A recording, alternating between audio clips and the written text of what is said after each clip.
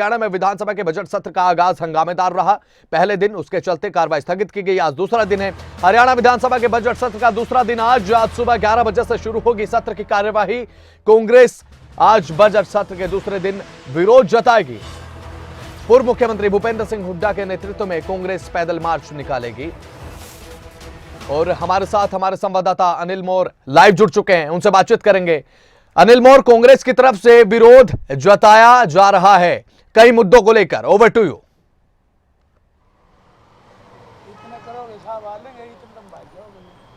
देखिए, इस वक्त हम हाईकोर्ट चौक के पास खड़े हैं। विधानसभा से थोड़ी ही दूरी पर जो कांग्रेस के विधायक हैं पहुंचने शुरू हो चुके हैं। जगबीर मलिक साहब पहुंच चुके हैं, रावदान सिंह साहब पहुंच चुके हैं, बादली से विधायक कुलदीप बस वो यहां पर पहुंच चुके हैं। आप देख सकते हैं कि इस तरीके के तख्ती और बैनर लेकर कांग्रेस के विधायक पहुंचे। कांग्रेस का हाथ किसान के साथ, और आज कांग्रेस के जो तमाम विधायक है यहाँ से पैदल मार्च करते हुए विधानसभा तक पहुंचेंगे। मलिक साहब और रावदान सिंह साहब मौजूद है। मलिक साहब से पूछते, मलिक साहब आज आप लोग एक पैदल मार्च निकालेंगे, प्रोटेस्ट करेंगे, क्या क्या मुद्दे आज आप उठाने जा रहे हैं?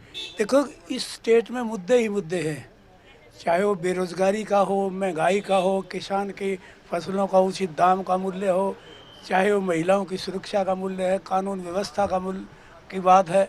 तो बहुत सारे मुद्दे जो है इस प्रदेश में हैं।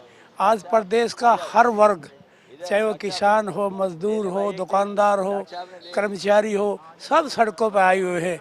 ओपीएस का मुद्दा है, आपने देखा।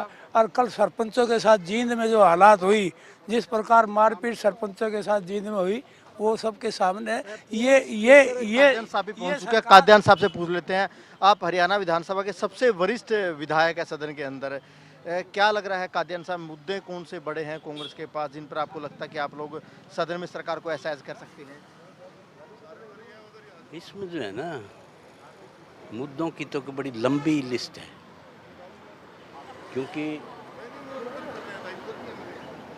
ये जो गुणगान किया है, प्रेस में भी गुणगान किया है, इसमें दूसरा पक्ष भी था, वो भी इन्होंने दिखाना चाहिए था गवर्नर एड्रेस में, वो तो कोई दिखाया नहीं। तो मुद्दे तो पंचायत का मुद्दा है, सरपंचों का मुद्दा है, और आपका फाइनेंशियल मैनेजमेंट का मुद्दा है जो इन गवर्नेंस का मुद्दा है। पंचायत को लेकर तो सरकार साफ साफ कहती है कि जो ई टेंडरिंग से कहीं ना कहीं करप्शन कम होगा, सरकार का साफ साफ कहना है। ये तो बात अब जो है ना, करप्शन कम होगा क्या? 2 साल से पंचायतें नहीं थी, इन्होंने झूठी मूठी सर वो डलवा के सबका साथ सबका 2 साल से एक पैसा नहीं गया। 6745 गाँव में एक पैसा नहीं गया 2 साल से। बजट इनके लैप्स हुए हैं, पीडी में पंचायत डेवलपमेंट के, एचआरडीएफ का एक पैसा खर्च नहीं हुआ। कहाँ विकास हुआ सबका? ये 2 साल में ये कोर्ट कार्ड से जीत कर इस पंचायतें चुनी गई थी। अब जिस ढंग से मतलब इनका इन्होंने तमाशा बनाया ई टेंडरिंग का, फलाना ई टेंडरिंग क्या है? इनके ठेकेदार अप्लाई करेंगे जब वो क्या वो खुला है। और एक सवाल राव साहब से भी कर लेते हैं। राव साहब, कल भी आप काफ़ी आक्रामक थे संदीप सिंह के इस्तीफे की मांग की, लेकिन सीएम साहब ने साफ तौर पर मना कर दिया। इस बार कांग्रेस को क्या लग रहा है कि कांग्रेस के पास मुद्दे ज़्यादा हैं जितनी जो आक्रामकता आप दिखा रहे हैं? बहुत मुद्दे हैं कांग्रेस के पास। अब इस सरकार ने जो वादे किए थे उनमें से एक भी वादा पूरा नहीं हुआ। इनकी कथनी और करने में बहुत बड़ा अंतर है। न ये किसान के, न मजदूर के, न व्यापारी के, न कर्मचारी के, किसी की बात नहीं करते। कोई ओल्ड पेंशन स्कीम मांगता है तो उस पर लाठीचार्ज कर दी जाती है। किसान अगर ई टेंडरिंग के खिलाफ एजिटेशन करते हैं तो उसके खिलाफ लाठीचार्ज। इसको लेकर सरकार साफ साफ कहती है कि ओपीएस तो हरियाणा में जब आप लोगों की सरकार थी तब बंद की, तब हुड्डा साहब ने बंद क्यों की? पूछ रही है। मैं बंद की मान लेता हूं मैं, बिल्कुल, लेकिन उसके बाद में ये देखा गया कि उसके परिणाम अच्छे नहीं है और उसको रिवाइव करना चाहिए।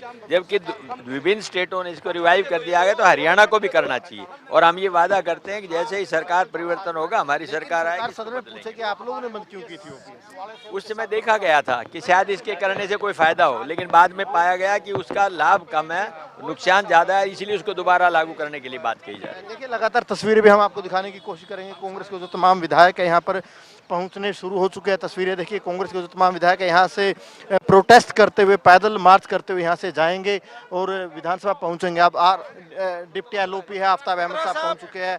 आफ्ताब जी, क्या लग रहा है कांग्रेस इस बार इतनी आक्रामक कैसे नजर आ रही है? इस बार इतने आक्रामक कैसे हैं आप लोग? आक्रामक नहीं है, हरियाणा में कानून व्यवस्था का जनाजा निकला हुआ है। बीजेपी सरकार बेशर्मी पे उतारू है। मंत्री पे गंभीर आरोप लगते हैं, पार्टी उसे बुलाती नहीं है मीटिंगों में, लेकिन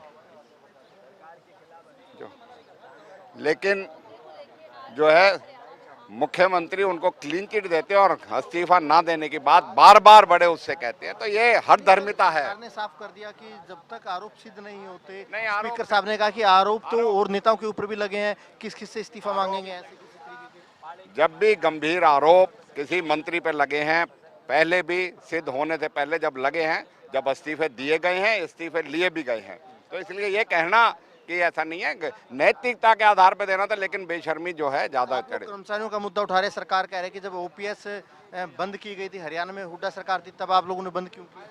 हर एक चीज का जब जो लागू करी जाती है, जब न्यू पेंशन स्कीम लागू करी थी, ये समझ के करी गई थी कि ये कर्मचारियों के लिए लाभकारी होगी, लेकिन वक्त के साथ साथ वो लाभकारी नहीं रही और ओल्ड पेंशन स्कीम ही हुई। और इसमें हम भी बता देते हैं, ये मनमोहन सिंह जी की सरकार नहीं थी, वाजपेयी जी की सरकार थी जिन्होंने लागू किया था। हरियाणा में तो हरियाणा में हरा थी, पर पूरे देश में इसको लागू किया गया था। और कोई गलत निर्णय अगर है और उसको वक्त के साथ अगर जब कसौटी पे वो उसमें कमी आ जाती है तो उसे बदलना चाहिए। हमारी पार्टी ने बदला है, राजस्थान में बदल दिया, छत्तीसगढ़ में बदल दिया, हिमाचल में बदल दिया, पंजाब में बदल दिया, तो इस चीज का कहने कैसे। हारू कांड हुआ है, इस मामले को भी आप लोग उठाएंगे, कानून व्यवस्था का मुद्दा उठाएंगे, कितना बड़ा व्यवस्था की धज्जियां उड़ी पड़ी हैं, जनाजा निकला पड़ा है।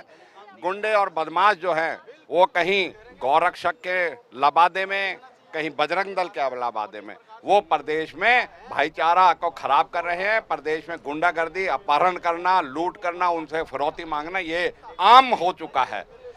पर सरकार उनके साथ संरक्षित जो है दे रही है, उनका संरक्षण दे रही है। जी अनिल, सरकार की मिली जी। भगत है। डॉक्टरों की कमी का मुद्दा भी उठाएंगे। डॉक्टरों की कमी, मेडिकल कॉलेज की बदहालता, स्कूलों की बदहालता, सड़कों की बदहालता, और जो किसानों के साथ जो मतलब मुआवजे देने की बात है, बहुत सारे मुद्दे हैं जिनको हम उठाएंगे। मुद्दों की कमी नहीं है, कांग्रेस के पास दोबारा फिर रावदान सिंह साहब मौजूद है। राव साहब, अगर देखा जाए, सरकार साफ तौर पे कहती है कि ओपीएस आप लोगों ने बंद की, जो हरियाणा कौशल रोजगार निगम का मुद्दा उठाते हैं, सरकार कहती है कि उस पोर्टल के जरिए जो कर्मचारी है उनको जो ठेकेदारों से छुटकारा मिल गया। देखिए, ठेकेदार से छुटकारा मिल गया, लेकिन आप उनकी सिक्योरिटी क्या है? कल अगर परमानेंट एम्प्लॉय कोई आ जाता है तो अगेन आप उसको घर बैठा देंगे, तो ये क्या सिक्योरिटी हुई? रहा जहाँ तक आप रिजर्वेशन की बात कहते हैं, जो रिजर्वेशन पहले ठेकेदार के माध्यम से नहीं हो पाती थी, आज उसका नाम लेते हैं कि वो रिजर्वेशन इसके माध्यम से देंगे, लेकिन मैं समझता हूँ उसमें अनोमली है और इस तरह की कोई बात नहीं है। सिर्फ एक ये भुलेखा है जो आप कौशल रोजगार के माध्यम से किया जाएगा। आज भी बेरोजगारी का नंबर वही रहेगा जो आज तक चल रहा है।